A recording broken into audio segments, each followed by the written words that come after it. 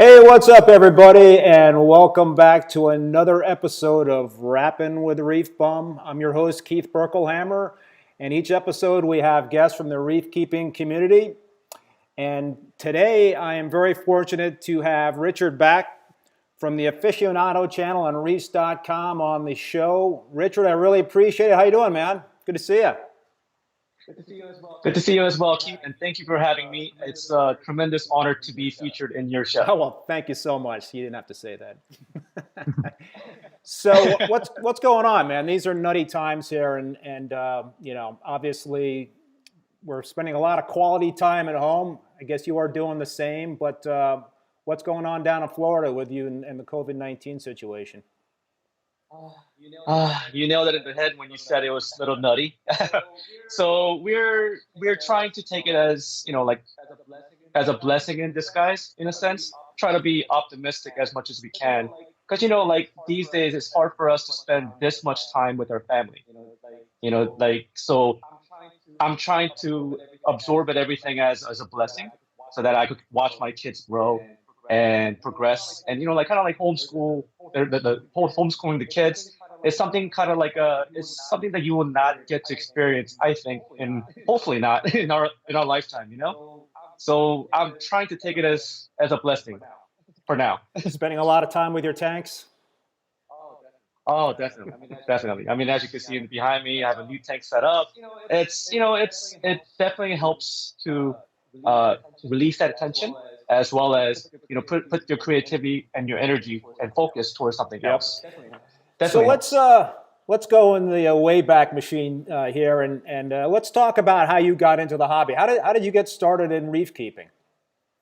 Oh man, that's actually a very long and depressing story. I don't know if you want to go back all that back, but You go back but as far as you want to go my reef back. my reef keeping story is actually not a very good one. I always kind of like kept fish only tanks, and I never wanted to delve into a reef tank period, because like when you keep reef, you have to constant water parameters, water like more frequent water changes. It just had a lot more work and effort that you had to put into the tank, and I never wanted to do that. And I was more of a fish person anyways, because I love engaging with fish. I love trigger fish. I love putter fish when they come up to you and beg for food. I mean, who doesn't like that kind of animal behavior, And w- the how I got into the hobby and the whole reef keeping side, something that I told myself that I would never do, was I uh, I lost I lost a child. He was a 2 years old, a toddler, to sudden unexpected death syndrome. And uh, sorry, uh, when that happened, like as many parents who might have dealt with that situation, I was going through very rough time, both me and my wife, and I wasn't sleeping much, and I was being very destructive. And I noticed one day that my wife was having a really tough time, and me being on that destructive path wasn't helping either of us. So I needed to put my focus on something else and to keep myself more creative. And I used to have a chair, a little rocking chair, that me and my boy used to sit in front of our tank while we fed the fish. We just sat there and just watched the tank as they devoured the food, where they swim around, and that kind of engaging behaviors. And I was just sitting one day. I was like, you know what? I'm just gonna gut this whole system, and I'm gonna make it a full blown reef. And that's how I got into the hobby.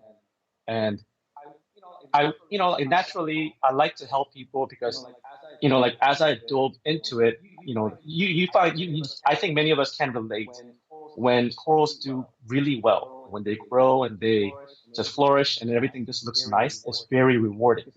You could see Zoanthus, like had like one or two heads, and all of a sudden it has like 5 or 10 heads. It's very rewarding to see that kind of growth, and you kind of wanted to, like share that joy with others. You don't want anybody else to have to go through any kind of a crash, heartaches, stuff like that from our, amazing hobby. So that's how I got into the hobby, and that's how I got into the whole YouTube thing, because I learned from YouTube that you could actually help a lot more people that way, not just your local, like community, but the whole, I mean, the world, because it's open web, So that's how I got into the hobby, and that's how I got into the whole YouTube thing. That's in a nutshell. Yeah, listen, Richard, that is some story, and we're getting some comments. Sorry for your loss, and that has really got to be just a very hard thing to. I can't even imagine that, but I think the positives is that you found reef keeping, and a bunch of people have been helped by, I think, by finding you and connecting with you on whether it's on YouTube or trade shows or through reefs.com. We'll talk all about all that stuff. You've got your hands on a lot of different things in this hobby, and we really appreciate that. Well, thank you. It's something that has evolved more into a passion because I was more always a curious person. And when I was going through this, our hobby, as you know, it feels like such a huge hobby, but once you get into it, it's very close-knit family. And everybody just, like embraced me with open arms. And this is just such a wonderful hobby, and I'm just glad to be part of it. So let's talk about your tanks. And before we went on, we were starting to talk a little bit about your tanks. And you said that you've got a new Nano tank that you set up a few months ago. And you know what? I can run. You put together a video of that, a couple of minute video. So why don't I run that and you just talk about that tank for running that clip? Sure. Sure. Well, I don't have my laptop in front of me right now, so I'm just gonna go on the fly. But this tank is a 25-gallon tank from JBJ. To be honest, I wasn't really aware that JBJ made tanks like this. I always found them to be like nanocube style or like freshwater type of style, but I was pleasantly surprised at what they had to offer from different type of trade shows that we both attend to, like Reefpaloozas or Global Pet Expos and such. One thing that I really liked about this tank was that it had a good filtration section in the back. Like a lot of downside to all-in-one tanks is a small amount of filtration section in the back. I mean, these tanks are really great because you don't have to have sumps and etc. But you always have to fight for that space. And one thing that stood out to me was the filtration was really good and back area. It had a lot of room to put whatever I wanted. I put a skimmer in there, I put media in there, and I just picked this one up and just started up. It's in there. I originally had a 10-gallon IM Nuvo, and I wanted to do something more, but as you know, like nano tanks, you hit limitation pretty quickly. And like when you get a bit with the reef bug, you always going to want to go a little bigger. And that's basically what happened. This was coming from a kitchen stand, like on a kitchen counter. Talked to my wife into it. Now it's just sitting inside the middle of the living room. Her condition was that it had to look beautiful. It had to look like a furniture grade, not like somebody DIY'd it. So I was like, okay, let's go ahead and do that. And I just, like pillaged and like cherry picked every coral vendor, every coral, wholesale facilities that I'm friends with. It's like, I like this one, I like this one. And I started putting together quite a nice, ecosystem. And I'm very pleased with how everything came out.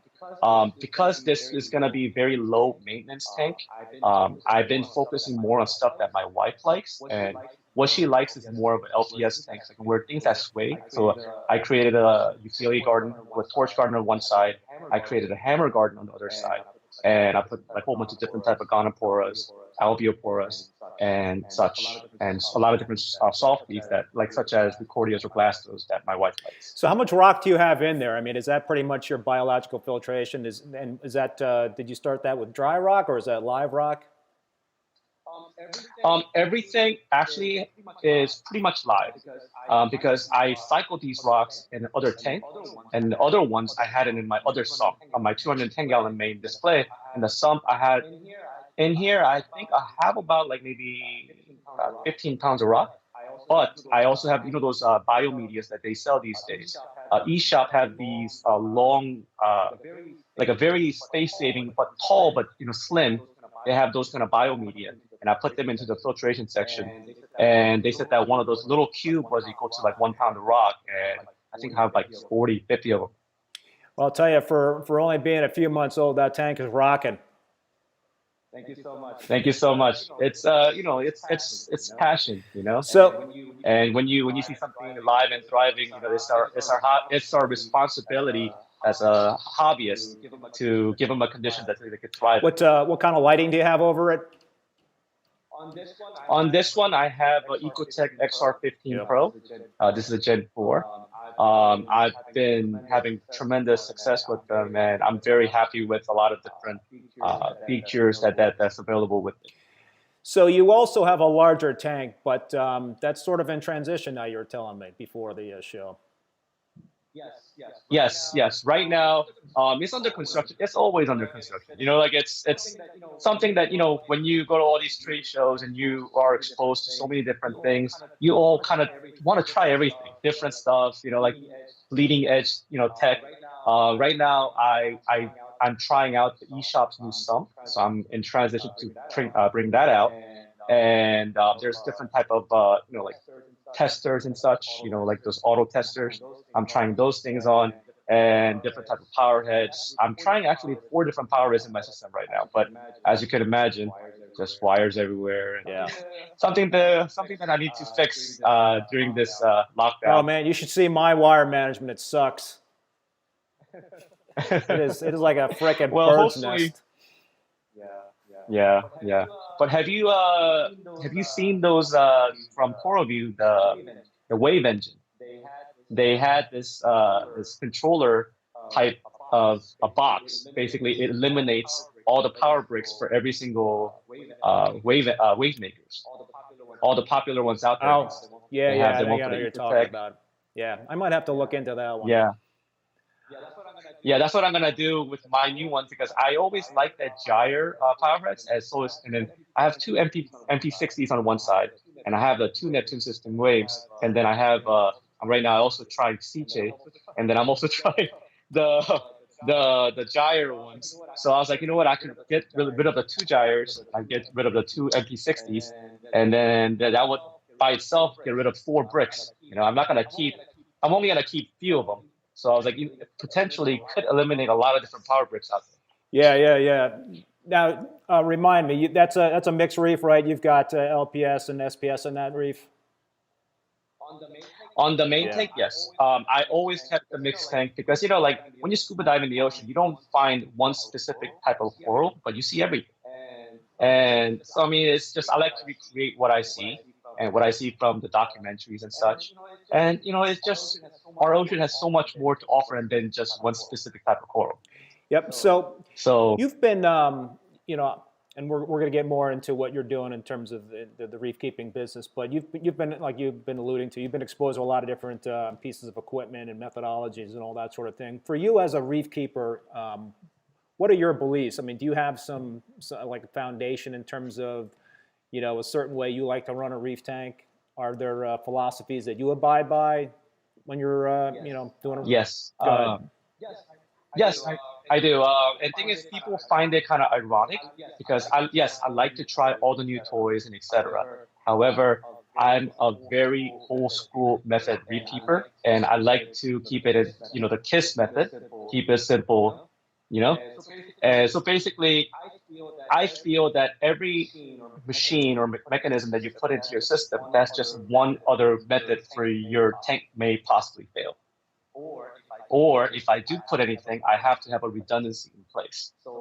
So right now, I mean, like I have everything in redundancy either with the controller or I just keep everything as simple as possible. Because more stuff like, more dosers, more this, and just putting everything together, it's just more possibility of things for you possibly to fail.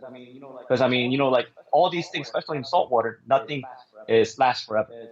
It's just matter of when, and if you miss out on maintenance or something like that, which let's admit it, let's be fair, and like we all miss a maintenance or two, or we don't keep up as much as we should, and that's very easy for us to cause our tank to crash.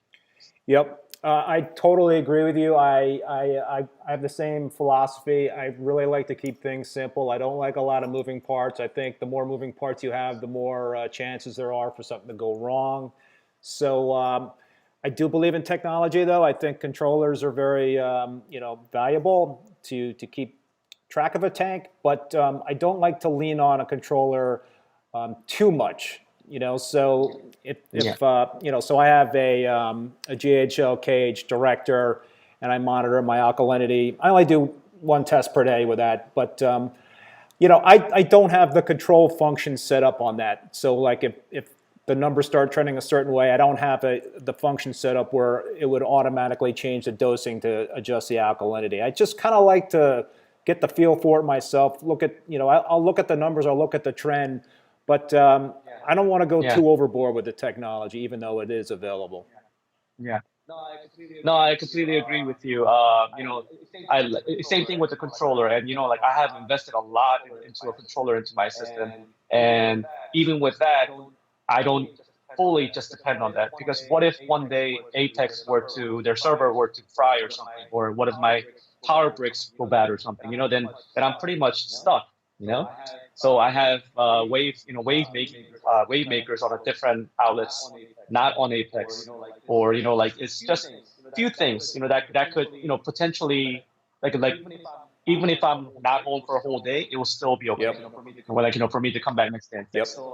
So I have it in a certain way so that redundancy is so important in this hobby because it's like I said before, any kind of mechanical stuff in our system, salt water is just so damaging, and it's just matter of when it would just die. So it's so good to have in this place, I think. I had a pump in my 55-gallon saltwater makeup drum that I had since 2006 that crapped out on me finally this past weekend. It lasted since 2006, and I didn't perform any maintenance on that thing.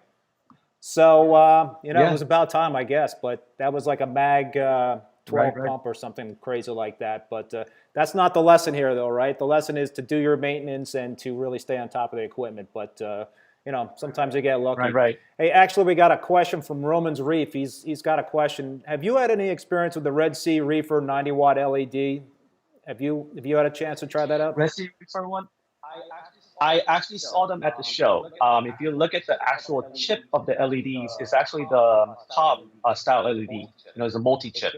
It's very different from the traditional LEDs that's found in the market, and you will see that kind of chip on Kessel. It's a very similar style, except the optic is slightly different. But those are nice, and those have better shimmers than the traditional diodes that they have, the regular LEDs. But yes, I think you lack a little bit of color per se. Depends on the diodes. I haven't really dip into that whole multi-chip section yet on the Red Sea one. But traditionally, I like to have a different separate diodes. I know exactly what's on the chip. Yeah, I tell you, I've still resisted the LED trend. It's not a trend anymore. Pretty much everybody's using LEDs, and I like to keep SPS dominant reef tanks. But if I do get another tank, I think I'm going to have to take that plunge into the LED world. And listen, I've seen others tanks with the LEDs, and obviously people have a lot of success with them. But I'm an old school reefer, so it's tough for me to break away from those tried and true 400-watt metal halides. They grow acropora like weeds. Right. But you better stock on those bulbs because they're getting harder and harder to find now. I know. That's what worries me. That's what really does worry me. Yeah. So Richard, let's get into what you do for the reef keeping industry. Like I mentioned, you have multiple roles, and so you have the Afishionado Channel. You also do work for Reefs.com. Right. You also do work for Reefapalooza, the trade shows, and all that stuff. You want to just talk about all those things? Sure. So basically, Afishionado Channel is how I started into the hobby, and that's how a lot of people got to know me as. But then I was hired by Reefs.com because they liked the contents that I was putting out. So now I work with them to put out different type of content. I basically folded my own channel for the benefit of Reefs.com because they had much broader audience. And for me, it wasn't about making money from YouTube or making, stuff like that. It was more of a, I wanted better reach so that people would be educated and will have a better, uh, I guess, understanding, a better success on reef keeping. That's why if you looked at my videos for first 5 or 6 years, I didn't appear in front of any of my film, and a lot of the vendors were kind of like, especially Terrence and Neptune Systems was always on my case. You have to be in front of your thing.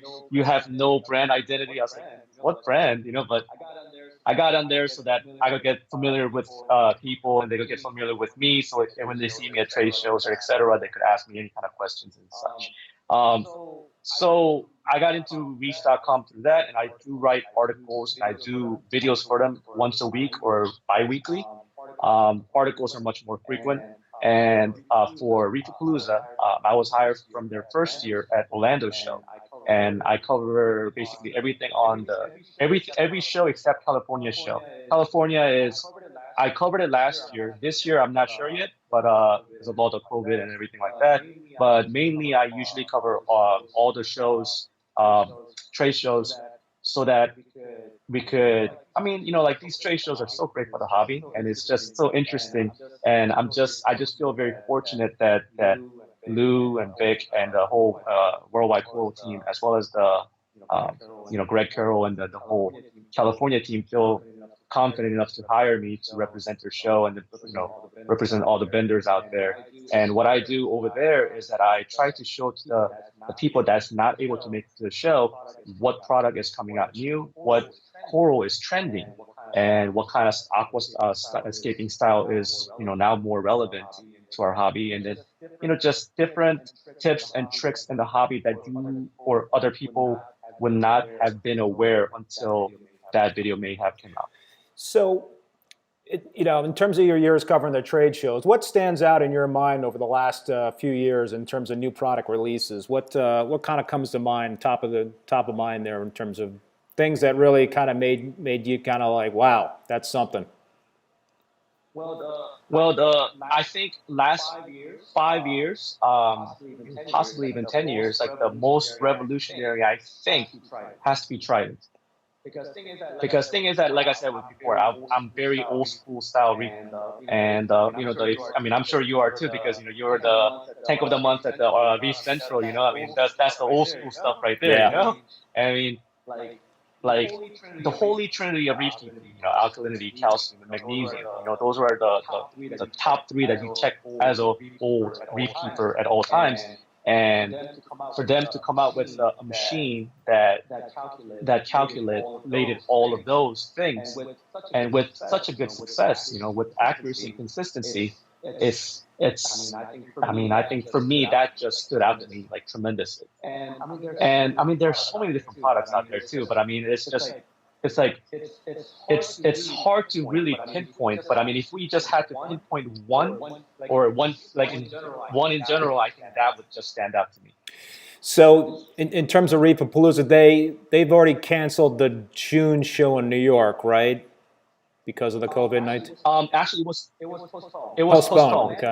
Orlando one was April, and then Orlando got postponed to September, and the New York one was June. Then it got postponed to December, and I believe Chicago is still where it's supposed to be at. I think it's October, but as I mean, it may change depending on the situation with this virus. Man, I really hope that it's always good to see you. I always see you at the June show in New York, Reefapalooza. But right. Yeah, it's just, I think it's a tough thing. But obviously, a lot of people are going through some very, very tough times. But it's just a really strange world right now. The things that you kind of look forward to, 6 months, 8 months, 10 months out, you're kind of like thinking, geez, is that going to happen? And it's sad thinking about it. Yeah, it really is. It really is. I mean, I miss all my friends. I don't get to see them as much as I want to. And these trade shows are a good place for you to get together, spitball some ideas together, and just because you get to meet, I get to meet people like you. I get to meet people like Julian or Sanjay and stuff like that, and just having a beer with them, and just sitting in the bar and just spitballing ideas. I mean, ideas just ideas that just come out of their mouth. Sometimes I'm like, it just blows my mind, and I miss that. Even at this age, like I love learning about this hobby because you never know everything in this hobby. And like just hanging out with expert reef keepers and gurus, and just proven professionals like yourself, it's such a treat for a guy like me who just loves to learn. So you And it's go ahead. yeah, so I mean, it's just something that I miss tremendously about the show. Yeah, no, for sure. So you mentioned Julian and Sanjay, and you've I know you hang out a lot with Julian. You guys are close by in Florida, or at least you're semi close by. I'm not exactly sure how far away, but what's rubbed off on you from those guys in terms of lessons you've taken away from them? I mean, those are like reef keeping legends. Oh yeah, Julian is a very good friend of mine. He lives maybe like 20 minutes from me, and his family and my family are good friends, so we go out for food all the time. But Julian, I mean, he's nothing but like an inspiration. Like I mean, he's been like I think it's widely accepted as he's the godfather of our hobby. He brought so many firsts into our hobby. He's the first one in the United States to bring hawkwasser. He's the first to bring Duncan corals to the United States, as well as many different type of stuff. And like he's been into it since what, like 70s, Yeah. like early 80s, and even to this day, he's still experimenting, trying to learn new things. And like for example, last week we were talking about designer corals, like actually like biologically DNA altering corals to change pigments.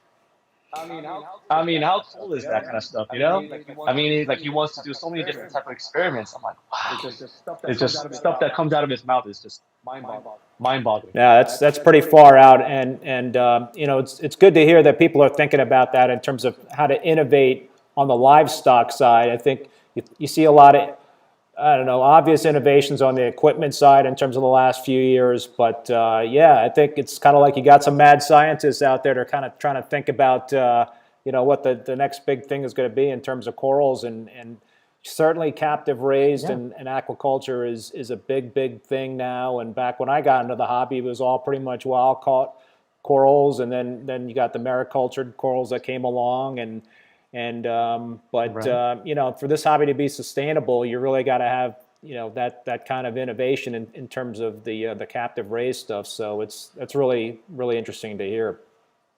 Yeah, for sure. I mean, like you said, what's amazing to me right now is that like aquaporas, they spawn once a year. Like usually, like full moon time and stuff like that. They usually do it towards the end, like end of the year, or like a mid, like during the fall time of the year. And they do that once a year. And then now we have it down to a science where people are spawning corals 4 times a year using LEDs. Wow. So it's incredible. It's incredible, and they're creating these type of super corals which could withstand much higher temperature, more acidic waters, so that like if in case like if things of Great Barrier Reef gets wiped out, and then if they have the same genus of corals from, let's say, from Philippines or Singapore or whatever, if the government allows it, then they could plant it over there, and then it could thrive in a much higher success of survival. It's something interesting, very interesting things that's going around. I mean, it's just like you said, like aquaculture and stuff like that. Right now is definitely the way to go. Yeah. So being in Florida, you have you're lucky in that there's a lot of different folks like Julian, and there's a lot of businesses in Florida. I mean, you get around pretty good, right, in terms of being able to talk to different people and to tour different facilities. How's that helped you out in terms of what you've been doing for Reefs.com and what have you, and just the knowledge that you've picked up? I mean, Florida is a really kind of a hotbed, that in California, right, for reef keeping? Right. I always tell all my friends over here that, because people don't know unless you leave the state how blessed we are to be in Florida. I mean, I call this place like the mecca of reef keeping, because I mean, you have Julian over here. We used to have Tony Vargas maybe 30 minutes away from here as well. He's another old school guy. And then we have New Life Spectrum hour away. Like we have ORA 3 hours away. We have Biota 20 minutes away. And then like we have so many different type of places around here. Homa Labs, Pro Aquatics, and like just so many big names around the hobby, and it's just all here in this state. And it helped me out tremendously because I'm actually able to drive to all these places, even though I don't like to drive so far. But I was able to go and visit these facilities like in person, and then check them out, and then how they actually treat animals and how they actually do everything, so I could kind of apply it to what I do, as well as give advice to fellow people, hobbyists, on like this is how they do it professionally, and this is what you could take out from that. Talk about Worldwide Corals. I mean, they just opened up a new superstore. What's your impression of that facility? It looks pretty awesome. Man, it is really awesome. And it's funny, Worldwide Corals, I knew Lou and Vic ever since they first opened up their store. Their store was very tiny. It was on a 2x4s, like everything, all the stand was 2x4s, and it looked like like it was like a almost like a little bit above garage level, but I mean it had that very homely feel. But this superstore, it feels like almost like, I don't know, Costco. Costco of reefkeeping. I mean, it's just everything, and everything is. I mean, one thing that I really like about them, and one thing that I think it led to their success, is their attention to details. Because like if you go to any store, you'll see thick water baths everywhere. You see water baths for RODI, and you see the water bath for salt water. But I mean, they wrap these things in the salt water that they carry and stuff. I mean, they just made things very look pleasing to the eye. They just make that shopping experience so much better. Instead of just just looking at this regular old bat. And then they made a section with a whole bunch of TVs and the educational things about their products constantly just on a repeat, so that people are like, when they're trying to make a purchase or trying to make that educated decision on what to buy, they have options, and they education is right in front of them. So I mean, I kind of like that. No wonder your Nano tank is looking so good. You got so many great options to go and cherry pick corals there, right? Yeah. I'm definitely very, very fortunate. Having doing this for close to a decade, I made some really amazing friends. Like I said earlier, everybody just embraced me with open arms. And like when I was like, okay, guys, I need to put up a tank together. This is what I can get. What can you guys help me with? And they've been just what do you want to do with it? And then I just went to 3-4 different people, and then just fill out the tank very easily. And it's overwhelming. It's overwhelming with love. That's a beautiful thing. All right, I got a few rapid fire questions for you. Shoot. What does your dream tank look like? My dream tank. Okay, I'm gonna unveil it officially now with you, Keith. During this Reefapalooza in September, my dream tank will be unveiled at Elo's booth. Oh, wow. Okay. Yes, you heard it. You heard it first here on Reef. So we're not getting a preview right now, I guess.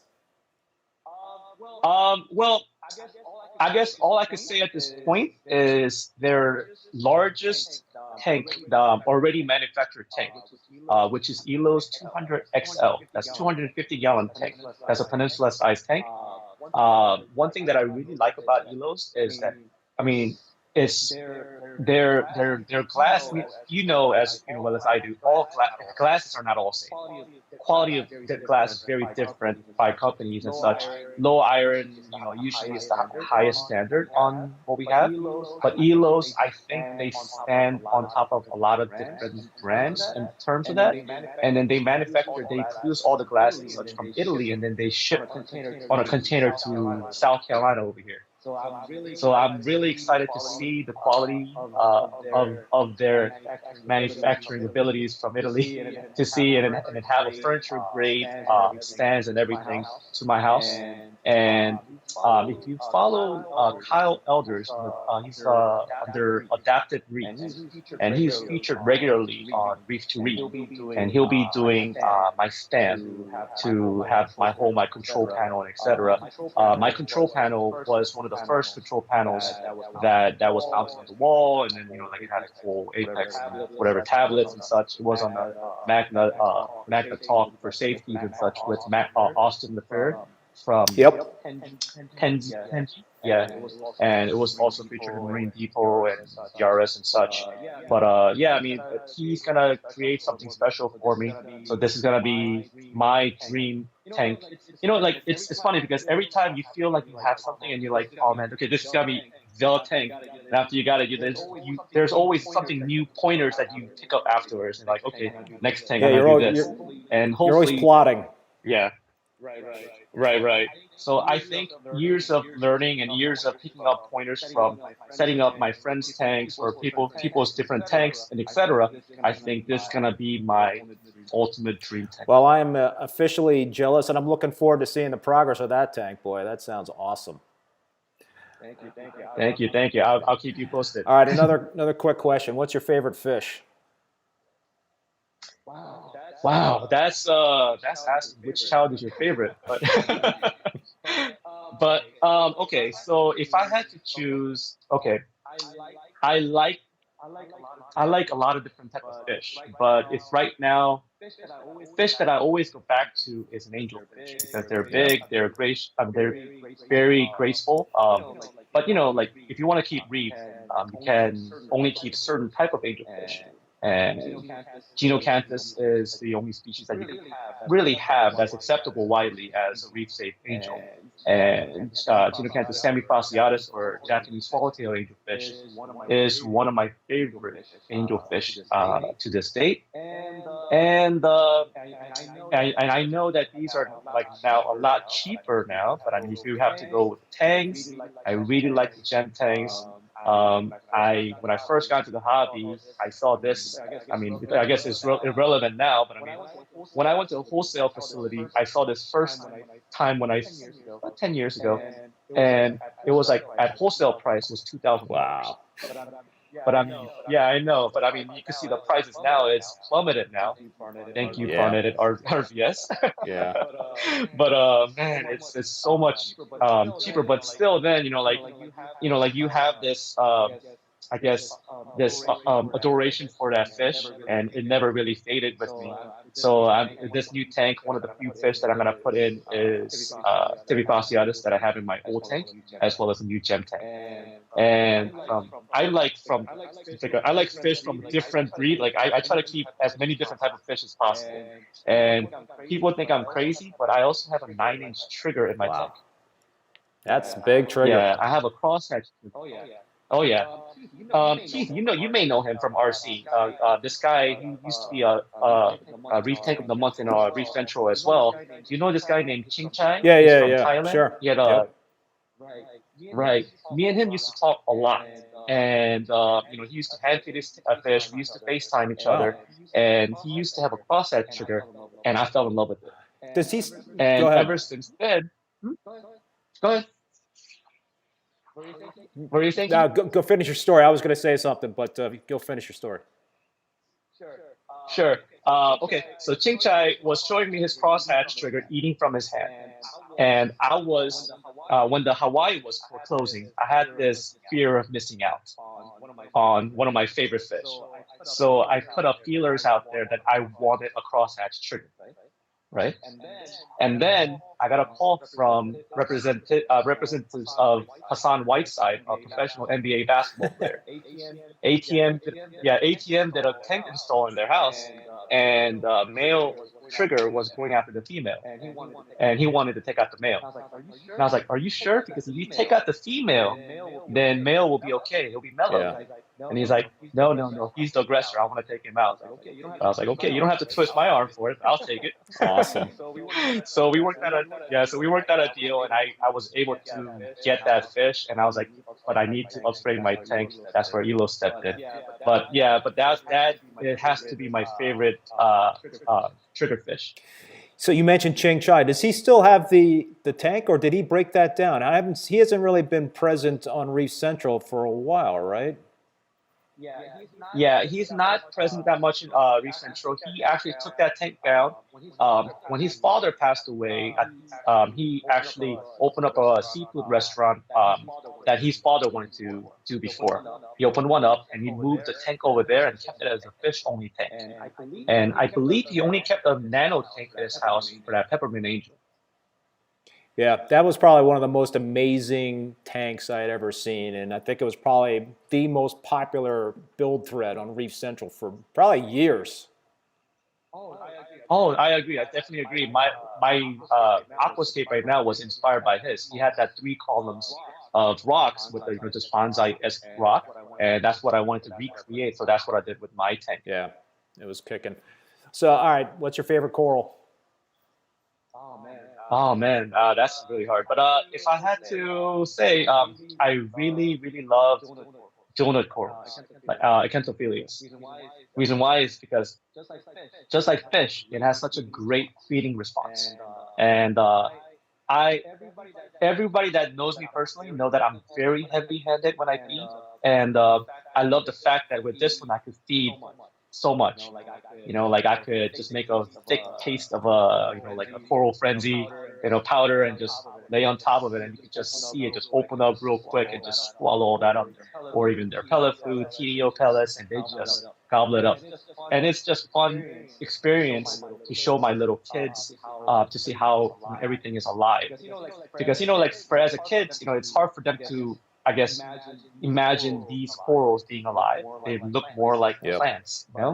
But for them to open up like that and have it that kind of feeding response, and for them to show different type of things, and I show the time lapse as well because I'm able to we're able to easily do that with our cameras and our phones, and they when they see it they realize wow, these are actually animals, and so I mean those are my favorite type of corals. Yeah, a lot of folks like moving corals. I mean, I happen to be in love with Aquapora and SPS, but I've got a lot more LPS in my tank than I've ever had in the past, and people kind of get drawn to those because of the motion. Right. Aquapora is beautiful, and I love Aquaporas. Don't get me wrong, but I think what I really like about Aquapora is the challenge, because like Aquapora is apex of our hobby. Like if you can't keep acro, then you can keep anything. Yep. You know, Yep. and I think I like the color of acros as well as but I also like as much as I like the color and growth of acros, I like the challenge of it. Yep. All right, my last rapid fire question for you, Richard. If you had to pick one piece of equipment to have as a backup, what would that piece of equipment be? You needed redundancy. Right. I would say wave makers. The wave makers. Yeah, because not everybody is like me because I use an insane amount of flows in my tank. I have, like I said, I right now have six power heads, like just running insane amount of water in my tank right now. But a lot of people usually have one on one side and one on the other side, or maybe two on just one side, just going in this way. You know, so if one were to go bad, or like let's say like a power strip on one, like they get surged and both of them just dies, you just need one to just get things moving until the another parts or repairs or spare parts come in. So it's always good to have water moving, and that has to be one of the most important thing I think. So we have another question from Roman's Reef. He is asking, I assume it's he, Roman. Apologize if you're not a he. What are the 4 key components that will make you a successful reefer? Four And it components. doesn't have to be Okay. 4. I think it's just So what do you think are the most important components? so for four most important things. Okay. So I'm just gonna go basic. You need good lights. I mean, photon is photon, but you need to have adequate lights of animals that you want to keep. You know, I mean, it doesn't have to be brand specific, but you have to provide the right spectrum, and intensity have to be great. And you need to have a good power head or wave maker to provide that those type of flow or gyro motion of flow that these animals can thrive in. Because like a lot of people keep mixed reef, and like toxic warfare is a real thing here. and you don't want a mucus of a toadstool landing on top of aquaphora and just sit there because it'll kill it. You need constant thrashing water movement to move that all to your filtration section so you can get rid of it. You know, and I guess a good mechanical filtration, I'm gonna say protein skimmer. You need to have a effective protein skimmer to remove all the organics, inorganics, and just move all the the poop out of the water. To polish your water. And fourth method, I I can't stress enough what's the most important thing in saltwater reef keeping is the water. You need to keep you need to keep your water pristine, and I can't stress that enough. And like this may sound unconventional, but I know Keith, you also keep algae in your system. I think you have a Pexabellum, right? Yep. And I've also used a Refugium. Yep, a Chaeto. I've got Chaeto in my system. Yep. Right, right. I'm a huge believer of like algae reactors. You could either go with Texabellum and grow Chaetos, or you could go with algae scrubbers and grow turf algae. Whichever one is up to you. But these are such an excellent way to remove nutrients out of your system. And it's old school method, but it works. And you don't really have to worry about things going wrong with that one because it's just water going in, water going out, and that's it, you know? And it's just, it's nature's way. And if it works for nature, it works for us, right? That's my thing. No, that's great advice. When I first got into the hobby, I was using GFO. I think like a lot of people were using GFO years ago because it was really easy to use. It did the job in terms of pulling out phosphates in a reef tank, and it was easy to swap out the GFO every few weeks. But the problem with using GFO is that it also strips out valuable trace elements, which is not good. And if you Right. use too much Yep. and you have use it too suddenly, it could cause your SPS and other corals to get pissed off. So it was something that I switched from. I used to use it, and now I use Chaeto, and whether it's the algae reactor or Refugium, I do believe that natural is the best way to go in terms of nutrient reduction. And I think you also have a lot more control, right? Because when you're using Absolutely. macroalgae, you can adjust the photo period for that macroalgae. So if you need to ramp Yeah. up or down the nutrient removal, then you can do that with the light cycle. You could also run the lights on a reverse light cycle for your display tank, so you could help elevate the pH during those darker during the lights are out. So there's a lot of benefits, and yeah, I think that's really good advice. I think going natural is key. I also I'm a firm believer in using at least some live rock in a new system versus just starting at 100% dry rock. I think that I did that for the first time a few years ago, 100% dry rock, and I just had a lot of issues with it. So I think that live rock, even though it's very, very hard to come by these days, and you can't do really as neat of things in terms of the aquascaping, I think it's vitally important. And I think that, I understand why it's not readily available. For my last tank, I was actually able to score some Haitian live rock from an Yeah. LFS in Orlando called, I think, In Orlando. yeah, Right, CN right. Reef, I think was the name of it. And Yeah. Marcy's great. yeah, so and I took that stuff back home in the plane with me back to Vermont, and I felt like it Yeah. was a major score to find some live rock like that. It's just not that easy to find Oh around yeah. here. So yeah, I think that's an Yeah. important thing to go natural when you can. I definitely agree with you on live rock. I actually have a certain part of my sump, and that's where I put all my live rocks in there, and I'll switch it out every once a year, every other year, or something like that, because microfauna is something that shouldn't be overlooked, and some things only come from live rock. Like if you can't really replicate that because you don't know what to put in there, and live rock will have it. Yeah, I think for the new tank that I'm considering, I think I mentioned this. I'm thinking what you were talking about before, like a bonsai aquascape, very minimal aquascape. And I think the majority of my rock will be in a sump or a separate container that's plumbed into the sump, and that'll be the biological filtration. And then that leaves it open to doing some really neat aquascapes with what the dry rock in the main display, and your biological bed will be in that sump. Yeah, for sure. Yeah, I think that'll be fun. And with your abilities, and I mean, you're proven aquarist, so you're looking very much forward to what you have, and draw some inspiration from you. Well, I tell you, I don't have any room left in my 187-gallon tank, so I got to do something about this. I hear you. I hear you. Every once in a while that my tank just overgrows out. Like I have abundance of corals that just grow out of control. I'll just chop them all up, and then luckily because biota is right next to me, or like I have a lot of Reef Club members like near me, I just donate them because biota is all about 100% aquaculture stuff.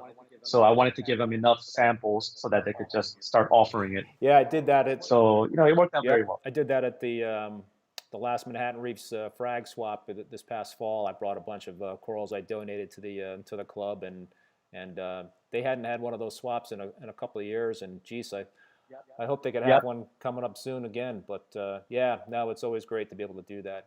So Richard, I don't want to keep you much longer. Do you have any last words of wisdom for the folks out there in terms of just tips in terms of reef keeping, or any insight into the future in terms of new products and things that we might want to be on the lookout for? Man, like it's kind of, I don't know. It's like when because like Keith, you're like the type of person that I looked up to when I was first starting my hobby and my journey with reef keeping. So it kind of feels kind of like really like odd for me to say like like these are the wisdom, the pearls of wisdom, but if I could say maybe I guess a couple of different products that you could be keeping an eye on is this. Like if you follow the trends of this hobby, what's been going on and what's been trending is automation, right? And what's been very popular these days is automation on testings. And a lot of different companies have been coming out. Pacific Sun came out with certain things, but it kind of died down a little bit. GHL came out with KH Director, and now they're coming out with the Ion Director. So that's something that's very new. Hopefully it will come out soon. They said that it was supposed to come out in Q1 of this year, but because of COVID, everything got pushed back and delayed a little bit. But it should be something to look forward to because these ionic probes, they're very promising, and it'll be very cheap to maintain over the years. They said that individual probe is like maybe like $20-$30, right? Yep. So it should be very interesting to see how that works out and to have all the parameters that you usually check automatically check for you. And this company called Focustronic is coming out with this product called Mastertronic. That's the same thing.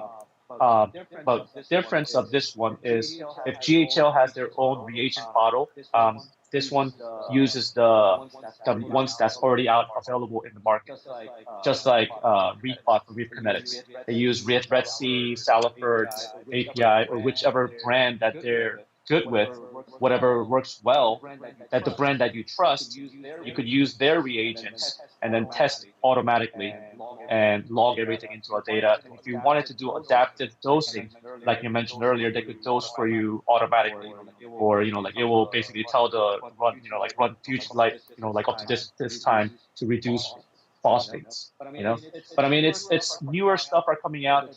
The trend is, I believe, is testing, auto testing, and so far those two are the one that's really standing out to me right now. So that's Ion Director and Mastertronic. Yeah, no, that's good to hear. Technology is your friend in reef keeping, that's for sure. So listen, anyway, Richard, thank you so much, man, for being a guest on the show. I really appreciate it, and I hope to see you in December at Reefapalooza in New York. Yes, sir. And Well, thank you for having me, sir. It's always a pleasure to see you. And like I said, I wanted to see you in December, and then hopefully you could instill some more wisdom towards me. yeah, for sure. All right, well, listen, hey everybody, thanks for tuning in for the episode this week, and hope to be back next week with another interesting show. So tune in then. Until then, adios.